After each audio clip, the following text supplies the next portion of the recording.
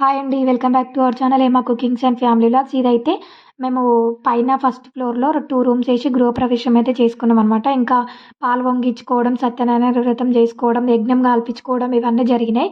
ఇంకా వీడియో అయితే ఏప్రిల్‌లో చేసినాం కానీ లేట్ అయిపోయింది. చిన్నామెకి హెల్త్ బాలేదని లాస్ట్ వీడియోలో చెప్పినా కదా! దాని ప్రకారం అయితే నేను ఎడిటింగ్ చేయలేకపోయినా. ఇంకా మేమైతే ఎల్లమ్మ పండుగ కూడా చేసినాం. అది నెక్స్ట్ వీడియోలో తప్పకుండా షేర్ చేసుకుంటా.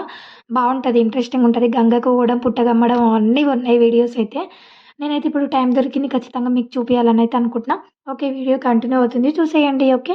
స్కిప్ చేయకుండా చూడండి. ప్లీజ్ లైక్ అబ్బా! లైక్స్ అస్సలు తక్కువొస్తున్నాయి. మీరు లైక్ చేస్తే నాకు కొంచెం ఇంట్రెస్టింగ్‌గా అనిపిస్తాయి వీడియోస్ చేయాలి అని. చూసేయండి.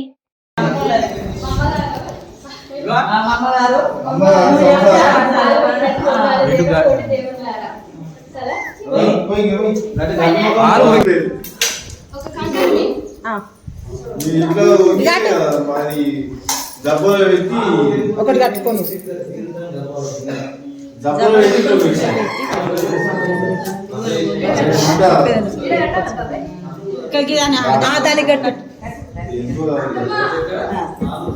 దానికి పట్టుకునే దానికన్నా కట్టరు. అది ఎట్లా మంటపంతా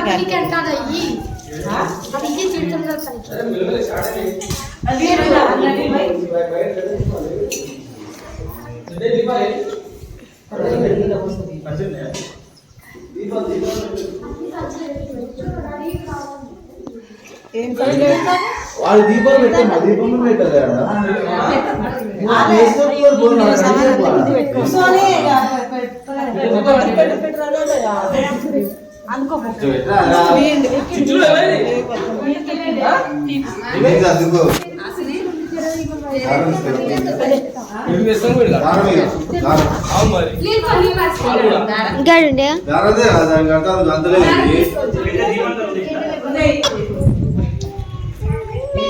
మమ్మీకి కాదు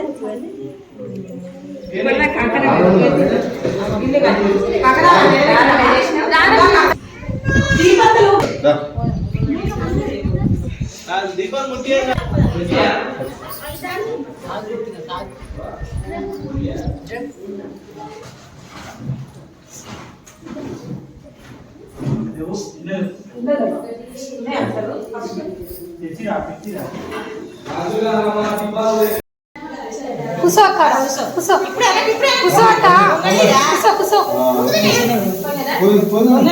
పొంగనే పోయింది మాట.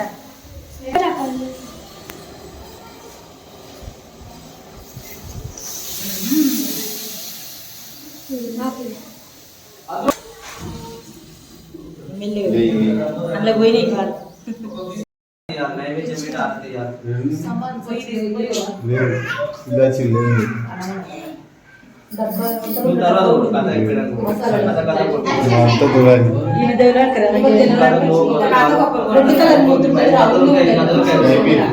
నైవేద్యం మంగళారతి ఆరతి అలా కట్ చేస్తాను. బొట్టు పెట్టకూర బొట్టు అంత కెమికల్ కలర్ పోదా చూసినా కూడా ఉన్నది. అది ఇచ్చిన ఉన్నాయి కానీ ఇప్పుడు బొట్టు ఎక్కువ పెట్టకూర. సత్యనారాయణ సమేత సుప్రీత సుప్రసన్న వరద భవంతో బ్రువంతో. అద సత్యనారాయణ స్వామి దేవత వ్రత కథపారంభ. మమ్మల్ని క్షమించు, మా వారు చేస్తున్న వ్రతం చేయకపోవడం వల్ల మాకేమో శిక్ష వేసారు మీరు అని చెప్పేసాను. ఈ కొద్ది రోజుల తర్వాత మళ్ళీ వ్యాపారం కోసం ఆ షావుకారుతో పాటు తన అల్లుడు కూడా తీసుకొని పోదు. వ్యాపారం అంటే ఎత్తు చూపిస్తామని అల్లుడు కూడా తీసుకొని పోయాడు. ఇందులో పడవలో వెళ్తుండగా చీకటి వేలు అయ్యేసరికి ఒక గ్రామంలో పడవ ఆపుకొని అదే పడవలో విశ్రాంతి తీసుకున్న ఇద్దరు మామ అల్లుళ్ళు ఇద్దరు. మాయా దొంగల రూపంలోనే భగవంతుడే మాయా దొంగల రూపంలో రాజుగారి దగ్గర ఉన్న కాస్త ద్రవ్యాన్ని దొంగలించుకొని షావుకారు పడవలో పెట్టాడు. పొద్దున్నే రాజమడులు వెతుకుంటూ వస్తారు. ఎవరో దొంగతనం చేసా వెతుకుంటూ రాగానే ఊళ్ళో కొత్త వాళ్ళ కనిపించింది. వీళ్ళిద్దరు వెళ్ళి ప్రశ్నించగా ఆ దొంగ బిచ్చం ఎత్తుకున్న స్థితికి దిగదారిపోయారు. భగవంతుడు శాపం వాళ్ళు ఎందుకు చేసే శాపం చేస్తారో ఫలితం చేయకపోయేసరికి ఆ శిక్ష అనేది భర్త చేసిన పుణ్యం భార్యకు లభిస్తుంది, భార్య చేసిన పుణ్యం భర్తకు లభిస్తుంది. అదే విధంగా భర్త చేసిన పాపం భార్య చెందుతుంది, భార్య చేసిన పాపం భర్త చెందుతుంది. అందుకని శివుడు ఏం చేసి తన భార్యని అర్ధనారీశ్వర తన శరీరం మొత్తం భార్య విడిచిపెట్టి భార్యని ఏ రకంగా చేసే శరీరాన్ని ఆ శరీరం పరమేశ్వరుడికి పార్వతీదేవికి ఇచ్చేసి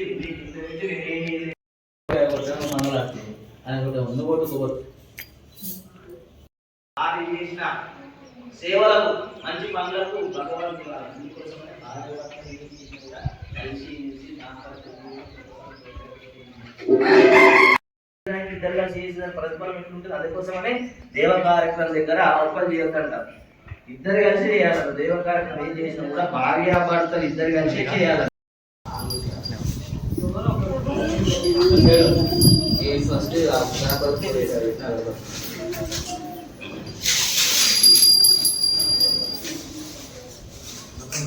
నాలుగో కథ చెప్తున్నాను. రాజాజ్ఞాపతి ఇద్దరు సావధానం వెళ్ళిపోయారు కదా. రాజాజ్ఞ పొందిన ఇద్దరు షావుకారులు మళ్ళీ తిరిగి ఇంటికి వెళ్తున్నారు. అంటే మార్గం మధ్యలో మళ్ళీ మిగిలిన వస్తువులు కూడా వ్యాపారం చేసుకుంటూ వెళ్ళిపోదాం అనుకుంటారు. ఇంతలో వాళ్ళు చేస్తున్న వ్రతం చేయకపోయేసరికి భగవంతుడు శిక్ష అంటే ఏంటో చూపించారు. భార్య కూతురు భగవంతుని వేడుకోగా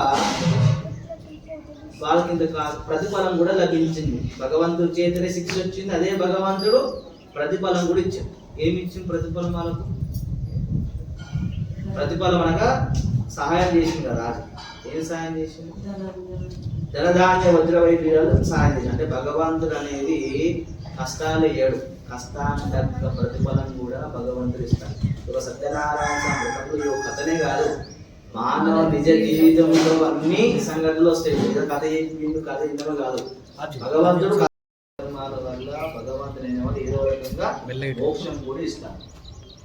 ఇందులో దారి మధ్యలో సాక్షాత్ భగవంతుడు సత్యనారాయణ స్వామి సన్యాస రూపంలో దర్శనమిచ్చాడు.